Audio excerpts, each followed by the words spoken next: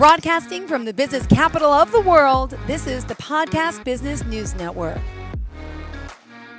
And we are back with Don Wittman. Excited to have him here. He has his own company. He's a consultant with Wittman Technology. And again, that's wittmantechnology.com, Wittman technology.com. And he does so much to help everyone. I also look at him as a LinkedIn expert, which he is. He's an author, coach, consultant, you name it, he does it. And I want to welcome you back to our show today. How are you? Great, thank you. Great. Pleasure to have you here. For those new listeners today, how would you describe yourself? I mean, there's a lot of titles there. Wait, 4 books already, and I think, 2 on the way. That's just part of your author repertoire, but yeah. Yeah, I enjoy writing. I really spend most of my time helping people with LinkedIn, helping companies with LinkedIn and individual professionals. I actually, I decided to jump into LinkedIn during the Obama recession, and basically have been doing that ever since, and been having a lot of fun doing it. Mm-hmm. Good. Well, it's exciting to have you here, and with all that you're doing. What did you have in mind for us today? Well, I was really wanted to talk about job functional fit, which is a lot about keywords and why that is changing in today's environment. So I'll start with a little background of what's going on a little bit. Right now, today, 40% of employees are consultants, or and are employees who can be let go, or they're really contingent employees, and that number is only going up. And with the rumored recession that's maybe coming, or whatever we want to call it, or a slight recession stuff, more and more companies are looking at contingent or consultants for their job force, the workforce, rather than full-time hires, as well as the costs of bringing in a full-time hire. Today, we all know that medical insurance is like $15,000 a person. You have all the other benefits you're paying for, and if you hire the person, there's all sorts of rules and regulations you do, and how you have to deal with it. And bringing someone as a consultant first to see whether we're going to get over this, whether there's going to be a recession or not, or whether the company is going to grow, or whether it's just for a single project, your LinkedIn profile has to change. And that particularly is with what sometimes is called a job functional fit, or your keywords. And so what's really happening is recruiters are actually looking, when they're doing research, they're researching for both a contingent employee as well as a full-time employee. And contingent employees typically have a narrower set of keywords, which are really sometimes we call them subject matter expert LinkedIn profiles, where it focuses on a very few specific keywords, and the rest are secondary keywords. To give an example of that, typically an employee who is going to be full-time hired typically has 10 keyword pairs, or about 20 words. And a contingent or consultant typically has 10, and has 10 secondary ones, which don't rank quite as high. So a lot of times I recommend for people that may be going into positions that they may want a contingent or consultant in there, you really need to do your profile both ways, since 40% of the workforce is contingent employees. So that being the case, you need to look at, all right, how do you write a employee for a full-time hire LinkedIn profile, and how do you write a contingent or consultant type of LinkedIn profile, and what's the median type profile that you're going to need that'll help you with both. And a lot of people are, half the people get hired as a that I've been talking to go in as a consultant first, right? A consultant to hire possibly, or a consultant just to make life easy to see if it's a good hire or not. And the time it takes. A lot of companies prefer to use contingent or consultants because they can get them onboarded faster. It only takes a couple of days to bring in a contingent or consultant into a company, and to bring an employee in, it typically takes 36 business days, which is almost 2 months. So the companies can get people onboarded. They don't have a lot of the risk that's necessary, or bringing a full-time employee in, and then don't have a lot of the extra costs. And the gig economy and the agile economy, a lot of people don't want full-time work. They'd rather be a consultant. So the world is sort of changing, and being at the currently it's at 40% and projected to increase pretty rapidly over the next 10 to 20 years. And we're expecting the workforce to be more than 50% contingent, and that we need to take that into consideration for what we're doing, that we have to have our LinkedIn profile and our resume set up so that we can do both. So, that's a really big change in what we do and how we think about our LinkedIn profiles.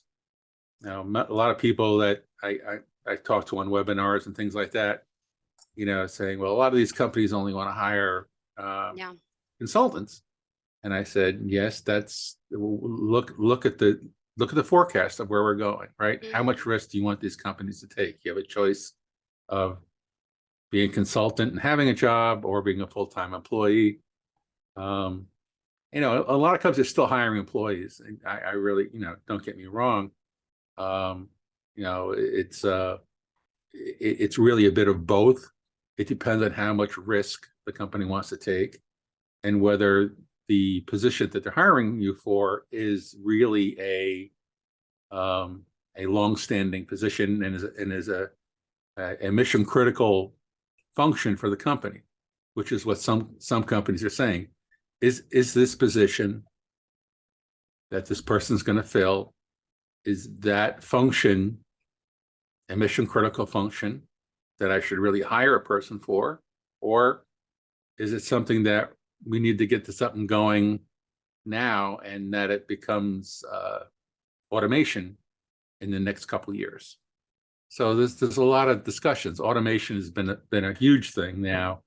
Like they're automating a lot of HR positions. They're automating, the sales, like Salesforce, right? It's basically an automation system. We have HR or automation systems like UltiPro and a few others that are out there that automate some of the processes. So the question really becomes: is this position a long-term one, or is it to fill a niche for a short term? So that's really happening now, and there's still plenty. We're if we do end up going to a recession, which I don't is iffy at this point, and if a lot of people are saying it's only going to be a light recession, it's going to be a full employment recession, which seems to be the way it is. I mean, even with all the big companies announcing layoffs, those people are getting gobbled up, really fast, because a lot of companies have been trying to hire those high-tech people. They talked about Google, and Microsoft just announced again, and Facebook. Most of those programs for all those projects are high-value employees that, they're gone from here, but they're going to be absorbed because people can't find them. So they're actually, those big companies that overhired are now releasing these people, helping other companies. With all these layoffs that have shown up, basically what everybody's saying is, the unemployment rate went down. So, but anyway, to go a little into keywords and functional fit, there is a need to be more precise in your keywords and stuff than you've ever done before. And doing that sometimes is that keywords is one of most difficult things people have with trying to get their position right and what they want to do. And, you know, there's lots of lists of different keywords, you know, and you have to choose them and you need to test them to see if it works. Part of one of the things I encourage people to do is, you know, if you're looking for something else, is actually join a job work group and do a funny game. It's actually it's sometimes the common word is called gamification, where you do all your post-it notes up on the on a whiteboard with all the keywords that you want to use. Okay. And everybody there goes and says whether these are right or wrong, and trying to get the right ones for the position. So these are, you know, and we have discussions about it.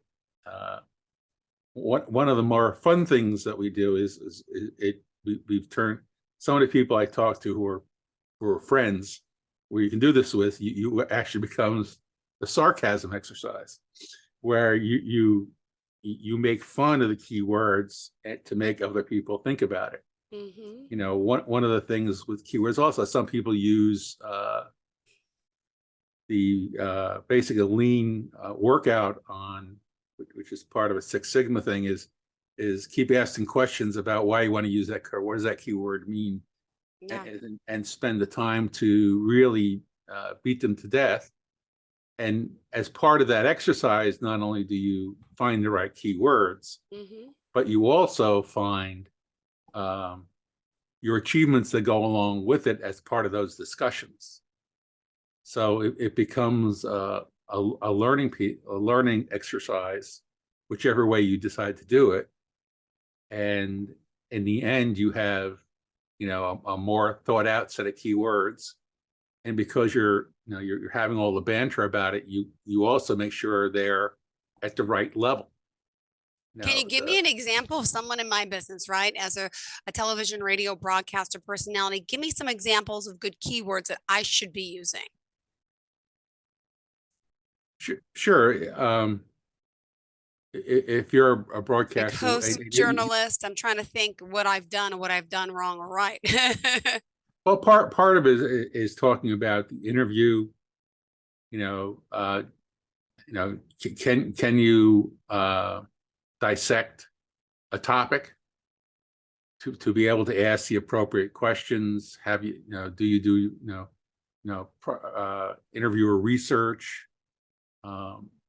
being able to draw information out of a person, and make it interesting. You know, one of the things that I'm an IT person, right? Mm-hmm. IT persons are normally very drawn out, boring, and cold, Yeah. right? As person who does podcasts and does other media, one of the skills that you need to do is be outgoing, probing, energetic is one of the big things that people talk about, make it interesting. So those kind of things, but those are parts of a description, right? Okay.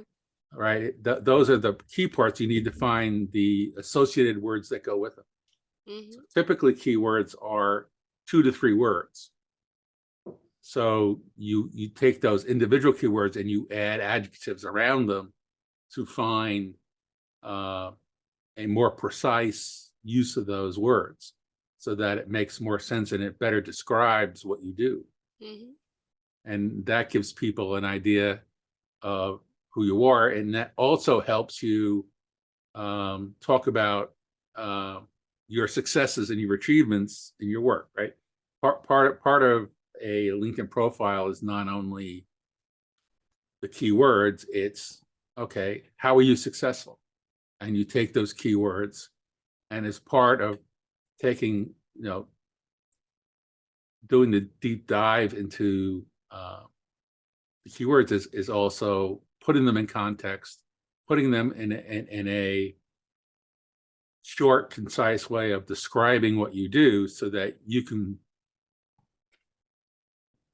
put across to the other person reading your LinkedIn profile or your resume what you really do and how well you do it in a short, concise, accurate way, that they can get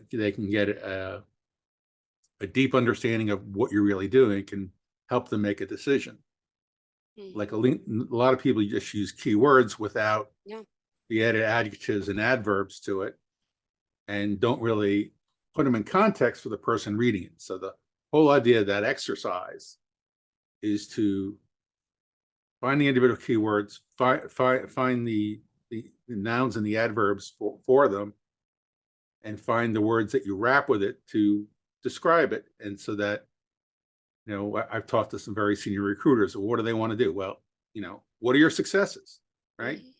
So you need to describe to the person looking at your profile, your resume, what your successes are.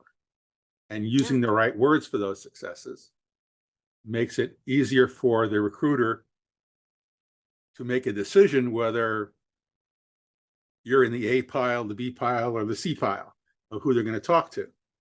And basically what the recruiters are saying is the person who spends the time to understand and to properly communicate their skills and high points of what they can do for you goes in the A pile. And if they have those and they have the shows them that what they can deliver, means that the recruiter has a much has a better sense of what they can deliver, right? And when a recruiter is trying to find you, they're taking the risks too, right? Because they're going to present you either to upper management, to another company, and by explaining to them using the right keywords and your achievements or accomplishments, that gives them the knowledge and the positive feeling that this person is going to get past the next level of review. And that's all part of that, process. The better the recruiter understands, the better they can support you when they're talking to the next level up and get you into the interviewing slots that are really the next step, right? Everyone talks about in hiring is getting past the gatekeepers, right? The idea of having the right keywords, the right achievements and accomplishments, those are the things that get you past the first two gatekeepers, which is the most difficult part of job search. And that is why doing this, gamification of the keywords and stuff is so important, that you get the right stuff and it helps you get through this process faster.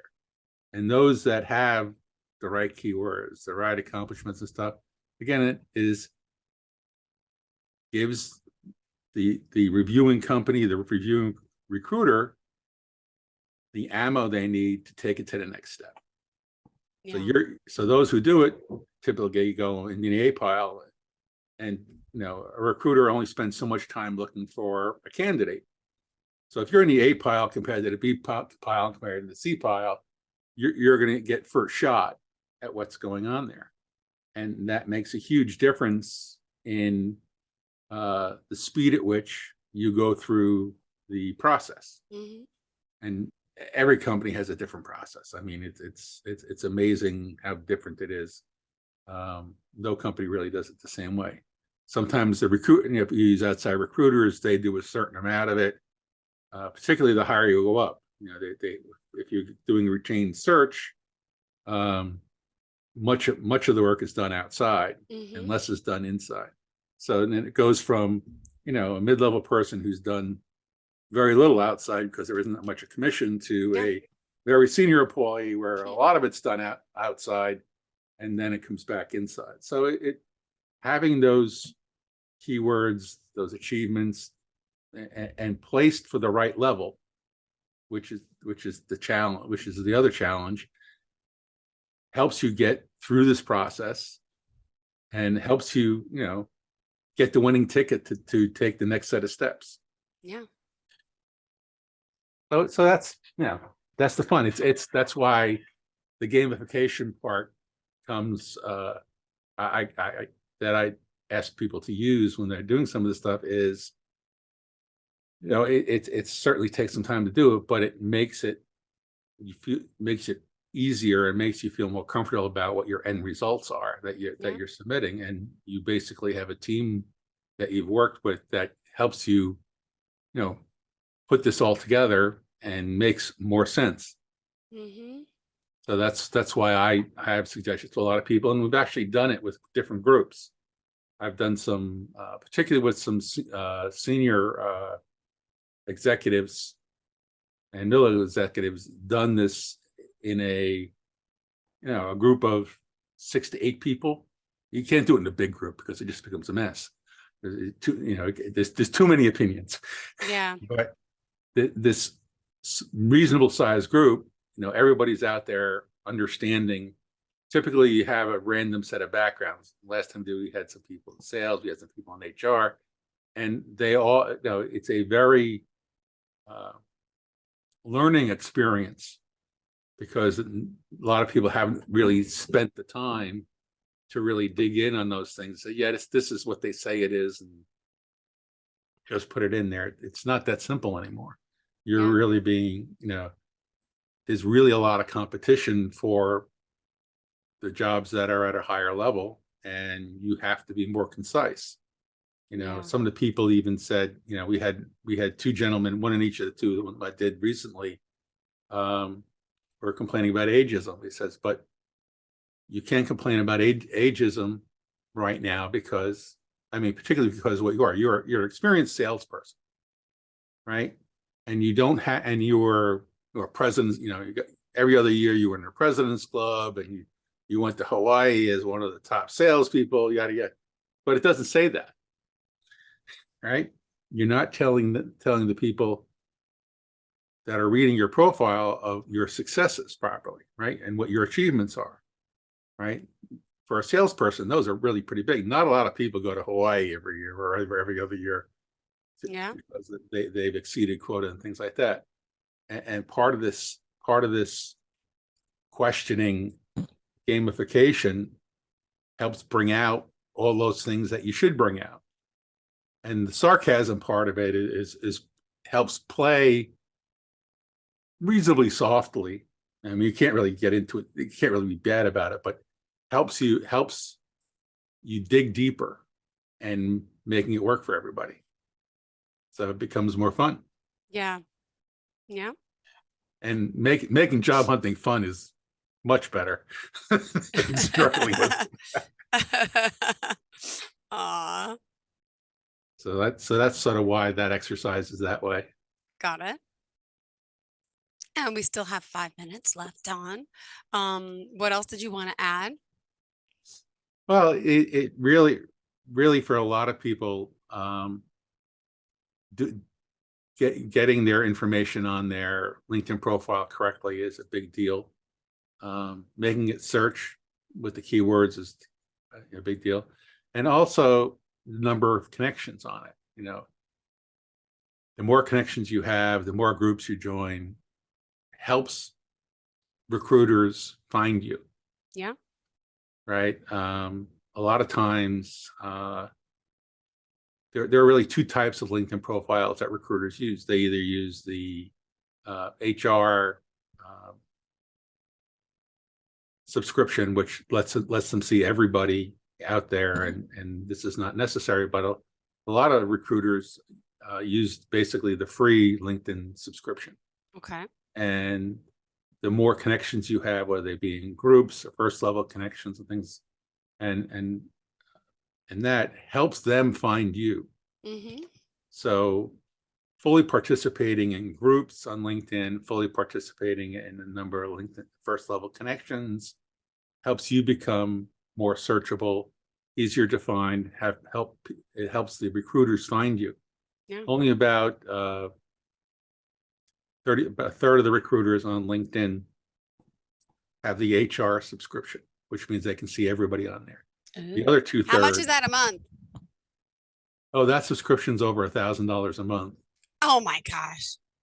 And it's gone up from then. That's if you buy the yearly subscription. If you buy a month-to-month subscription, it's a few $100s more. Mm-hmm. So a lot of recruiters are trying to avoid that because paying $15,000 to $16,000 a year for that subscription is a big number. Mm-hmm. And so that's why I suggest to a lot of people that they really put more connections in there, and they particularly join groups that have lots of connections. Mm-hmm. One of the rules of thumb that I tell most of the people that work with me, and I talk to them in the webinars I do, is that you should join enough groups so that you have 10 million members in groups, right? So some big connections, some big groups have 2 million members of it, but you want to have a total number of member in groups of about 10 million. So that allows you to have more recruiters be able to see you, because recruiters will join the industry groups for which they're searching for a job. They'll move from group to group, and in order to find different people for different positions. So groups are, particularly the big groups, are important to join because that's where recruiters hang out. Yeah. 20% of LinkedIn members are recruiters. Mm-hmm. Right. And in order for those recruiters to find you, they need to, be able to see you. And that's where groups comes in. And a lot of the first and second level research for candidates is done offshore. So in India, in the Philippines, in Costa Rica, and a few other places. And a lot of times you can't send resumes for review out of the country because of all the personally identifiable information in them. So those researchers have to use LinkedIn or some other social media site in order to find candidates. And Mm-hmm. so since those people, the cost of the HR subscription is more than their salaries. Yeah. Right. Joining groups helps them find you and helps you get through the first two levels of recruitment. Yeah. And so that's why that is so important. So keywords, the gamification game that we talked about, joining lots of groups, All right. the groups that have large people in them, All really right. helps in the process of being able to be found by recruiters, and particularly the researchers. So I kind of separate researchers from recruiters, because the researchers are there only to look at the words that are in the job description, and they present those to recruiters. So it's multiple steps. But the researchers are the guys you got to keep happy with your keywords. All right. Thank you, Donald Wittman. Tell us how we could reach you. Yes, you can get me. My email is don@linkedinguy.com or don@wittmantechnology.com. My website is www.wittmantechnology.com. And my LinkedIn profile is Donald J. Wittman. Perfect. Thank you so much. I appreciate you being here and enlightening us as always. And looking forward to the next time we speak. Have a fantastic day. Thank you so much. Are you looking for even more of the podcasts and hosts that you love? The Podcast Business News Network is proud to announce that you now have even more ways to listen live. Check out the MyTuner Radio, online radio box, and Simple Radio apps on iOS and Android, or find us online. Search for Business News Network on mytuner-radio.com, or search Podcast Business News Network on streama.com and onlineradiobox.com/US. Take your podcast on the go and don't miss a minute of the action.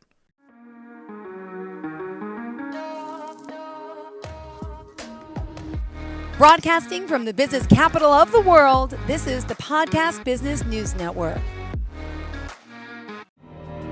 For nearly 2,000 severely injured veterans, everyday life has become filled with barriers. Day-to-day simple tasks can become pretty daunting. I have to carry my chair up 2 flights of steps or have somebody do it for me. What scares me the most is just the falling. When I'm struggling with my house, I think, to have that one great barrier just knocked down, it's crucial.